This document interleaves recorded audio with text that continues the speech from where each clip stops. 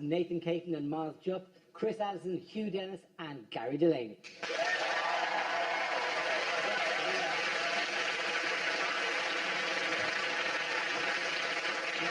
We start tonight with our round called Headliners. Here's a picture of some powerful people getting together this week.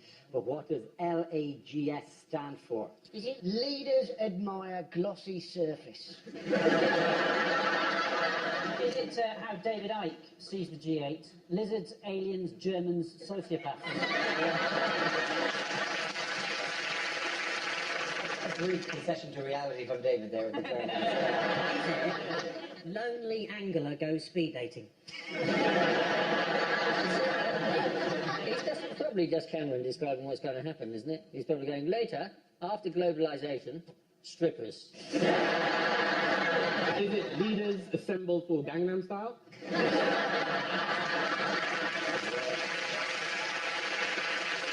think it might be what you can do in Enniskillen at night, which is look at Google or sleep. Is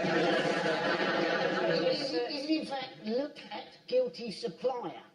And you've got to look at whoever ran the table you think has been supplying arms to Syria.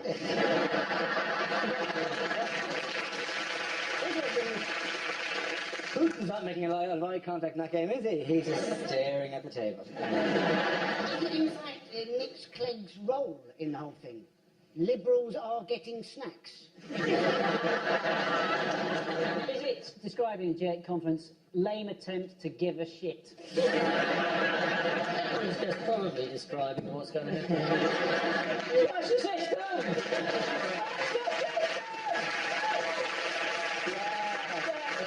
After we've been paid. Yeah. Citizen acts. But is it just leaders all gather somewhere?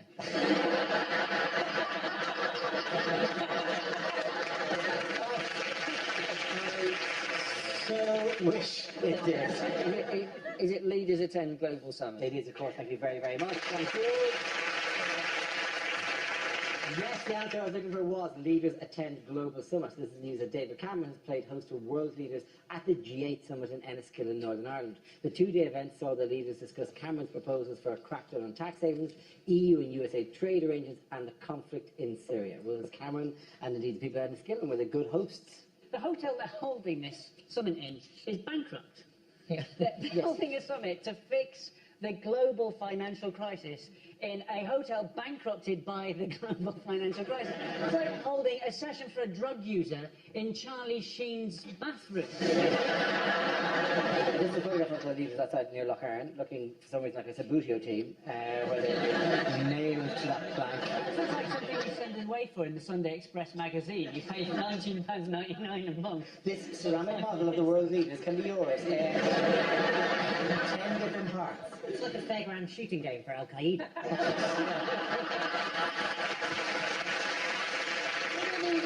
In Northern Ireland, weren't they? And I suppose one of the advantages of holding it in Northern Ireland is if they do have any anti-G8 protesters, people in Northern Ireland are just going to laugh at them, aren't they? You know, call that a protest. We'll show you a protest. It's good for the protesters themselves, because I would imagine Northern Ireland is one of the best places to find a cheap second-hand balaclava. Did a tour last year and I was talking about the riots in London, and there was a point where I would go, did you see the riots to the audience? You know, and Northern Ireland, in Derry, they went, riots? My home. Genuine civic pride in how much better their riots were than the riots. One bloke shouted, that was a shopping trip. And the reason I brought it up always is because there's one thing when it comes to riots, and this may have been like in their mind, there's one thing that they have in Northern Ireland that the rest of the UK don't have when it comes to riots. You know what it is? A loyalty card? No. Oh, John. Oh, yeah. A genuine grievance? No, a piece of equipment. It's actually the UK's, but they're all stored in Northern Ireland. It's water cannons. It's water cannons. They can make us friendlier by popping up a rock around. If you put a rock into a water cannon, Just get friendly foam, like a disco, everyone would love it. So it'll be orange, it might be a bit antagonistic. yeah. All of the UK's water cannons are stored in Northern Ireland. If you ask that in Northern, everyone in Northern Ireland knows that. If you ask, hey, why were there no water cannons at the London riots? Everyone in Northern Ireland knows what. But if you ask in, say, Northampton, why were there no water cannons at the London riots? The genuine first answer was hosepipe ban. And basically, people music and making middle-class people pretended to riot to get their... Oh, come on, I'm rioting! I'm rioting near the Begonias! What's been banned for the first time in the G8? Wives. They're not, no partners are No partners, golfing resort, Ireland. It sounds more like a stag do than a summer. Michelle Obama stayed in Dublin, I think, didn't she? And they went to Riverdance. Is that still on in Dublin? No, actually, we must have put it on specially. Literally, I think they went, what are we going to do? Doing some dancers lying around, in parks with their legs still moving. We'll dance for cash.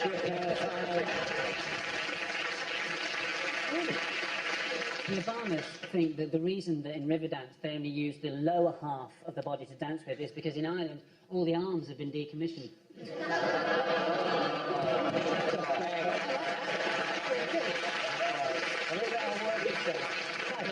A long journey. They usually have a special programme of like sort of visits and lectures for all the wives, and you have to feel sorry for Angela Merkel's husband, just generally.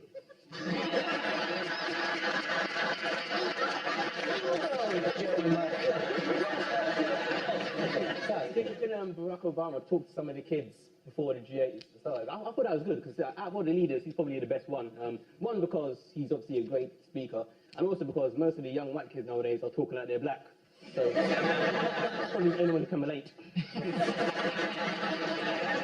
else did Barack Obama get that Putin wanted? Michelle Obama. He got the gym. Yeah. He got the gym, He yeah. got the gym. There was a fight over who gets to go in the gym. Because they wouldn't work out at the same time. Fair enough. It's very difficult to negotiate with somebody who you've seen vigorously toweling their balls. So, what about trade? Did we talk about this later? No, now's not a good time, is it? But he lost, didn't he? Obama got it, because Putin gave in, because he said he was going to get his exercise by swimming in the lock. Yes, it's a lake like Very early in the morning. It's odd that Putin wanted to swim in an icy lake, because that's normally what happens to his critics. Putin, because he loves the hard man image, doesn't he? This is just a photo opportunity for him. You know exactly that when he comes out of that Northern Irish lake, he'll have a bear going, I just found this. Just a KGB guy in the suit going, can I get out yet? What tax reforms have they agreed? They have agreed, basically, that they should do more with tax havens and they should be more transparent. There's always ways around it, though, isn't there? I mean, Jimmy Carr's registered as a Channel Island. I think he's literally registered as a Jimmy Carr. He just plays road tracks.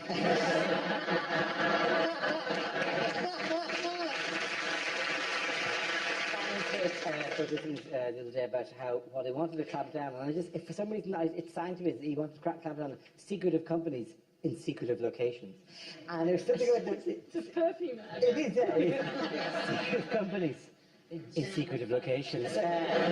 Your armpit. Avoid and evade nonsense, isn't it? Yeah. You can avoid tax, but you can't evade tax. Yeah, that's right, because avoidance is legal, whereas evasion is illegal. And if you are sent to jail for evasion, you will find out what it's like to have a loophole abused.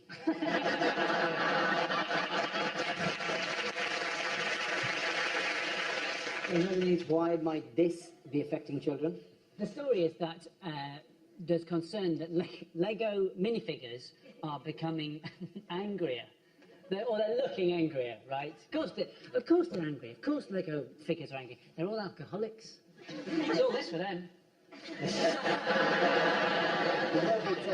The report was that over the years, Lego toys have become more realistic and included more unhappy faces. It's been studied by the Department of Too Much Time in Their Hands in the University of Why Don't Other Scientists Take Me Seriously? Lego figures have become more, they've expressed more, and a lot of it is due to the fact that, like, now Lego have a lot of kind of links in characters, like the Hulk. It doesn't work if you have a Hulk Lego figure going, "Hi, I'm the Hulk," with a benign face. Don't make me placid. You wouldn't like me when I'm placid. There could be many more Lego faces that would be more appropriate, because you could have lots of happy ones, you could have miserable ones, you could have some Lego men that look quite paranoid, as if perhaps they wondered as if they were being controlled by giants. Yesterday, I was a fireman. And it seemed to be on a boat. Really, honestly, there's no job consistency here. Like, you train for one thing, you'll end up doing anything in Lego It's Land. the modern life, isn't it? You don't have a trade for life anymore. Yes. We're all Lego men now, Dara. We're all Lego men. Listen, we are all Lego men. This is what we would look like.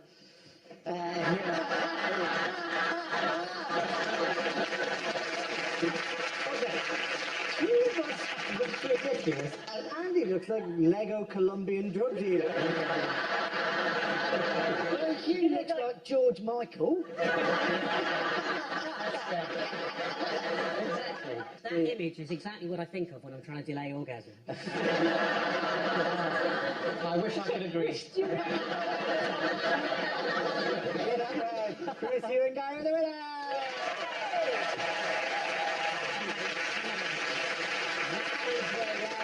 This must be something IG8. This game involves Nathan, Gary, and Miles. So if you could make your way to the performance area, please. This round is a stand-up challenge. I launch a wheel of news, and wherever it chooses to stop, one of our performers must step forward and talk about that subject. The winner is whoever I think is the funniest. Okay, here we go. Let us spin the wheel. The first subject is showbiz. Who wants to come in that? Miles Jupp. Well, what can I tell you about show business? Almost nothing. No, in fact, it's very nice to see an audience. To be perfectly honest, that's not always been the case. I remember doing a gig about 12 years ago in Edinburgh. I was doing a gig one night, and there was one person in the audience. The entire audience was made up of one person, right? And in those days, I was in a double act. Right. If you're in an opera or something and you and the orchestra outnumber the audience, there is possibly some dignity involved. If you're in a double act and you outnumber the audience, that is pretty much the bleakest thing that can happen. But we went for it because we were young and keen. Jupp and George, we were called. He's a policeman now, no longer allowed to be amusing. We were going for it. It was actually going all right, but after about 5 minutes, the audience. He put his hand up, and we said, what is it, Joe? He said, I'm really sorry to do this to you, but I have to go to the lavatory. We had to wait for him to come back.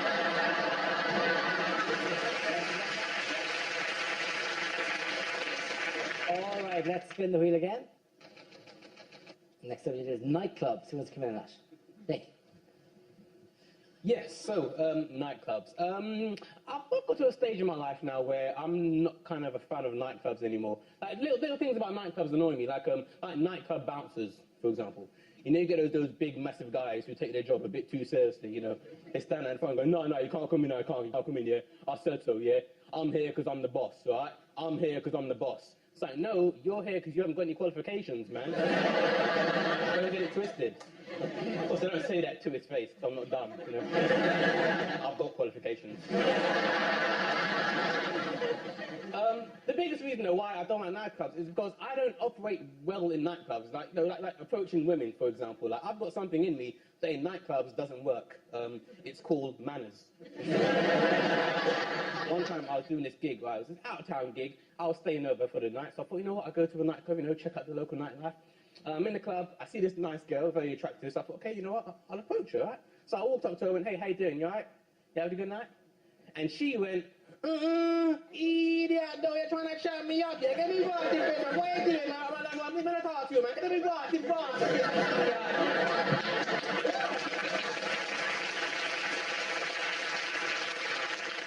What the hell? Listen, look, calm down. Firstly, all I did was say hello, trying to make polite conversation. And secondly, you're a white girl in a nightclub in Cornwall.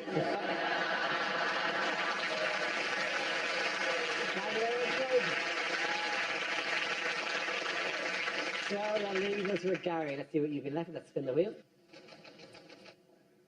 And relationships. Sorry. That does actually look like me and my girlfriend. Apparently, in Norfolk, the marriage guidance service is called Related. My girlfriend says I'm not very romantic. The other day we were kissing on the sofa. She said, how about we take this into the bedroom? I said, okay, you get the other end. When she suggested we try playing doctors and nurses, I was really hoping for something sexier than being left in a corridor for 2 days. My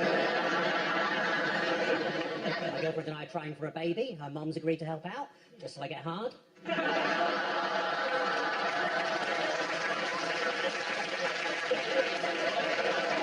can see that on telly as well.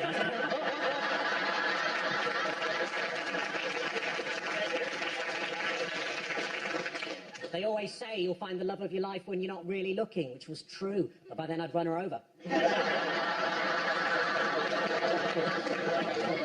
trying to persuade my girlfriend to sexually stimulate me with her key ring, but she just keeps fobbing me off.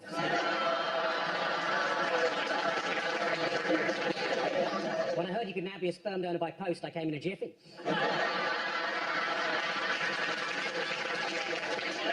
I went to a swingers club. The doorman goes, it's £15 to get in, or you can pay £20. That includes a meal. I paid £20. I went in. This oiled naked guy comes up to me and goes, hello, my name's Emil.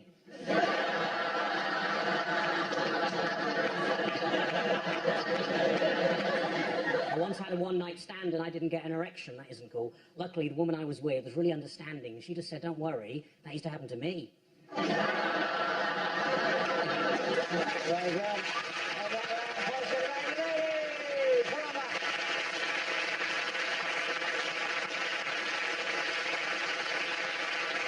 Now we can round call. If this is the answer, what is the question? On the board are 6 categories. Nathan, which category would you like? Health, please. Okay, your category is health, and the answer is 8. What is the question? Is it when talking to Barack Obama, how many black friends does David Cameron claim to have? Is it what might bras look like if breasts were arranged vertically?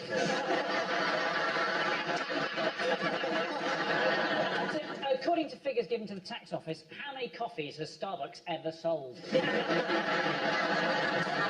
it after what hour are you legally permitted to consume square mint chocolates?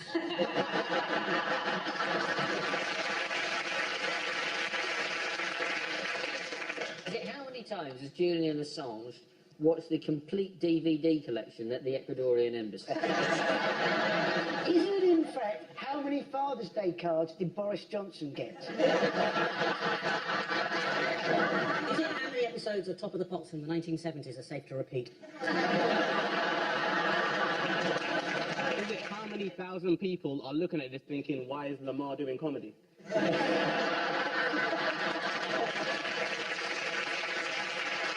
Including the marks. Is it, in fact, how many days should this year's winner of The Voice reserve for their career? It's about the NHS. Is it, in fact, how many commandments are there now for patient care? Yes, you're absolutely right. Thank you very much, Andy Parsons. That is it.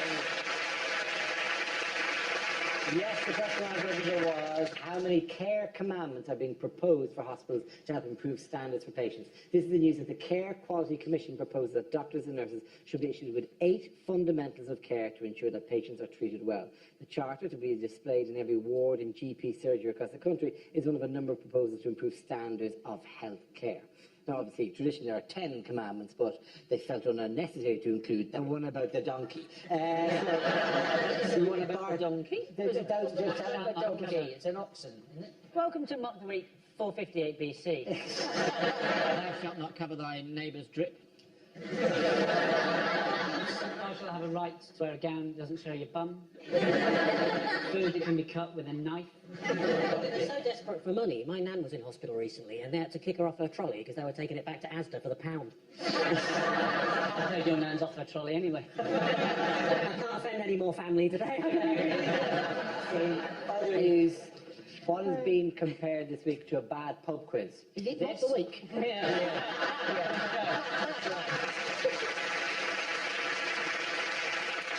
Is the least of the things that's been said about It's this. the UK, it's the UK citizenship test. It is isn't it? citizenship test, yes. I think part of the problem, the questions are too trivial, they said, right? But I think they should just ask them, like, like real British questions, like, for example, what scares you more, terrorism or snow?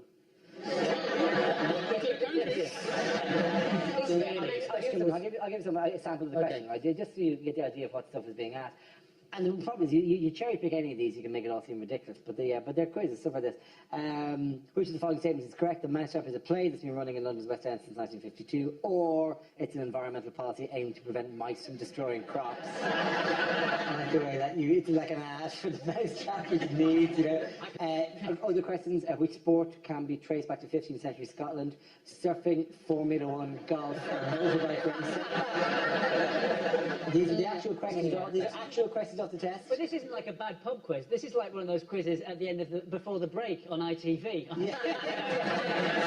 It's very, very difficult though, isn't it? Because you've got to decide what to do with immigration. Everybody's got their different views on it. And the thing is that you have to make sure that people are going to fit in. And I had this fantastic conversation with this bloke this week who went, what I should do is I should just ask one question. Right? I should say, should there be immigration? And if they say no, you should let them in.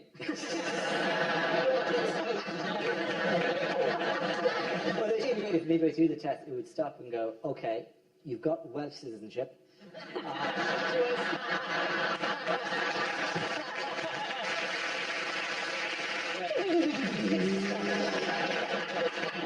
difficult, isn't it? For English citizenship, you should simply go, can you make this sound? I think all they need is, rather than a test, they should give them more that crib sheet they give to Indian call centre workers. Hello, this is Tony. No, it's not Tony. What's the weather there like, Tony? Rainy. We can find up. Shut it down. Move to the whore, open up there. Which publication did Charles and Camilla feature in recently? Readers' Wives. No. They're in Beano, so that's two outmoded institutions for the price of one. That's right, they've got a new strip called Lord Snooty and his homeopath. Yes, that's in the Beano, yes, celebrating the 75th anniversary. Hang on, what was that? Put that back up again. That was that. You just popped up. No, not that one. Don't do the one you hid from us. Show us that one again. With Show us us that in it. one again. We've seen it. You dash.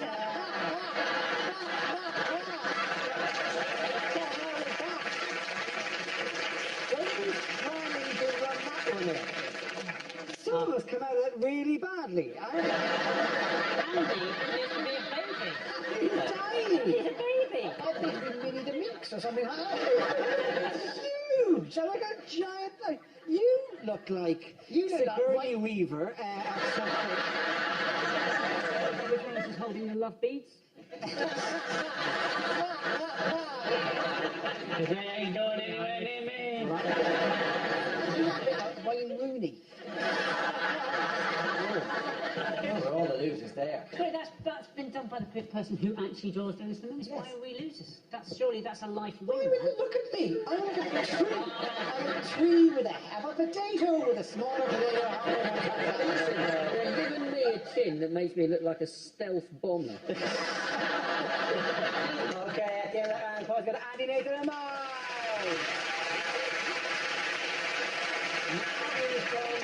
Scenes we'd like to see, so if everyone can make their way over to the performance area, I'll read out this week's topics and then we'll see what our panelists can come up with. Okay, here we go. The first subject is unlikely things to hear on radio. You're listening to Radio U-Tree, the cream of the 1970s, broadcasting live from Pentonville. This is Jazz FM. You're listening by mistake. This is the breakfast news. The Prime Minister had porridge, the Home Secretary had muesli. My piles are giving me so much bloody grief. No. You're listening to Smooth FM. This is the Somali shipping forecast. Don't go out there! This is Magic FM. Pick a frequency, any frequency.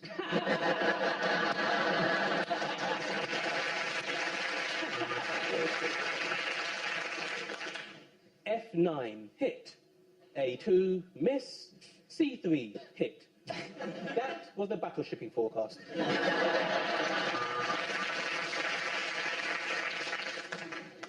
You're listening to Radio 3. Anyone? Anyone? Anyone? Bueller?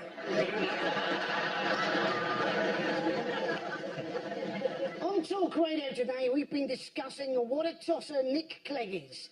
And now on the line, we've got David from Central London.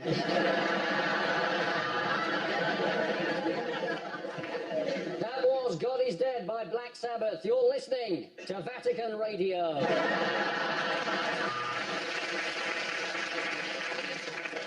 And at number 1 this week, Jedward, proving that teenage girls cannot be trusted with money.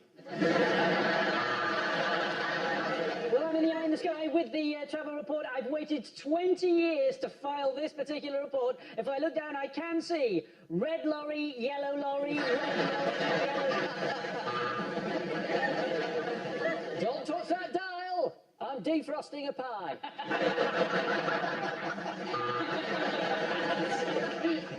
Next up on Radio 1, Nick Grimshaw. He's not very good, but he's only 28, so he definitely didn't get up to anything in the 1970s.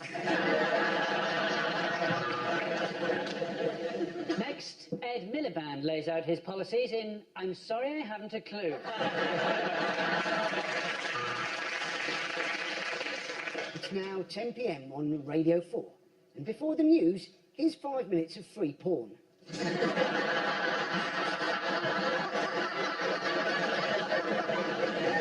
Okay, the next topic is things you wouldn't hear on a science documentary. My favourite element is helium. I can't speak highly enough of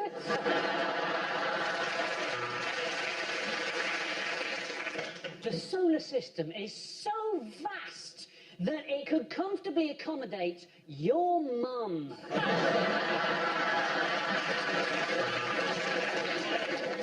The most fascinating thing is, if you really spend enough time looking at the alignment of the stars, your wife will leave you.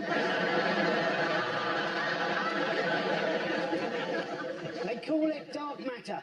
Well, whatever it is, I've tried to flush it 4 times.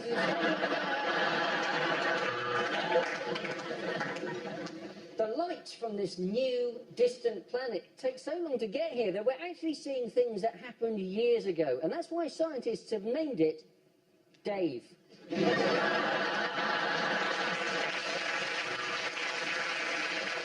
Tonight, we're discussing sports science. Is it a real job, or is it just PE when it's raining?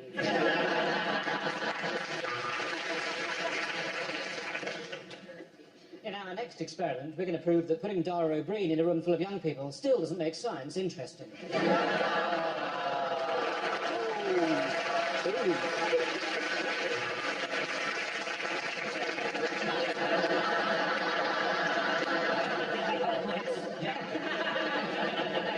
So if we look through the telescope, we can see the biggest black hole ever found.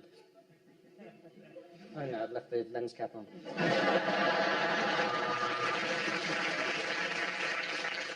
Weren't D-Ream shit?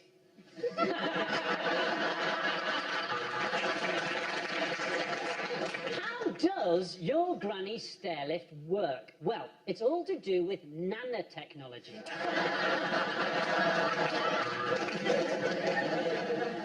No, Nigel, that's not how you make a test tube baby. Get your penis out of the test tube.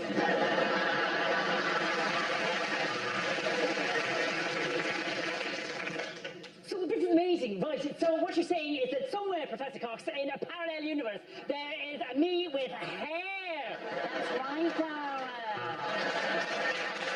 Go over that round. Nobody gets any points at the end of that round. I will come back. Chrissy and Gary with the points.